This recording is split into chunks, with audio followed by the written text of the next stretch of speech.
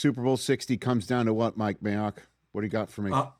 Yeah, one thing to me, and that is the New England quarterback ready to put this team on his back and carry him?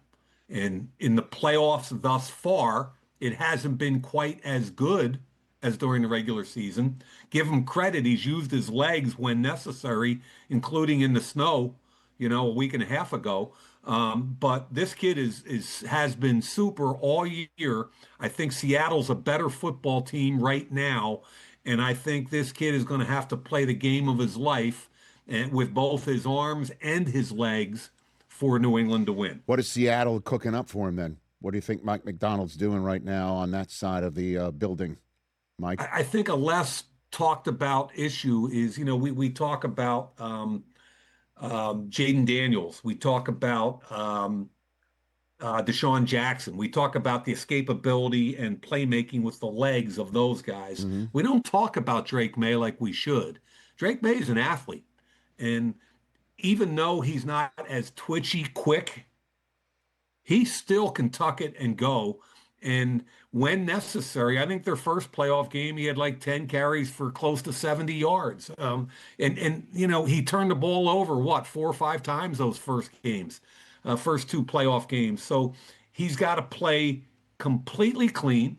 He's got to use his legs. I know Seattle is very aware of his legs. I wouldn't be surprised to see a spy, but I don't think they're scared of. I think they respect New England's receivers, but I don't think they're scared of them. So Drake May is going to have to play a game now. And then New England, other than May, is cooking up what you think for Seattle? I mean, they are wearing, as my 14-year-old son Cooper is a diehard Patriot fan, Mike, because of his mom. Is said to me, Dad, we're wearing the same uniforms that we wore the night that Sam Darnold saw ghosts. And he's trying to dig at me too, Mike. That's what sons do. But he might like New England because of his mom, but he certainly sounds like he's got the curiosity of his father. So what do you think of New England's defense to try and affect Darnold to go back into the old days where he was struggling? Yeah, Mike.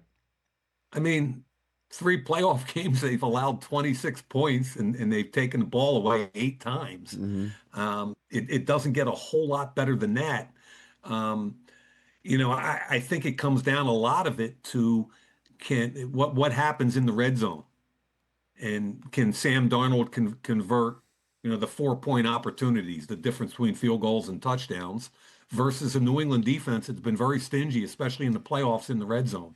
And I think you'll see some simulated pressure and some things to try and get Sam to get rid of the ball real quickly, get it out fast. But I think the red zone is as it always is. Red zone and turnovers in games like this are huge. It gets magnified. So who turns the ball over? Who's forced to kick field goals? I just think overall right now, Seattle's a more complete team from a talent perspective. Hey, you made it all the way to the end. Thanks for that. Check us out every single day streaming live on Disney Plus and the ESPN app 12 to 3 Eastern.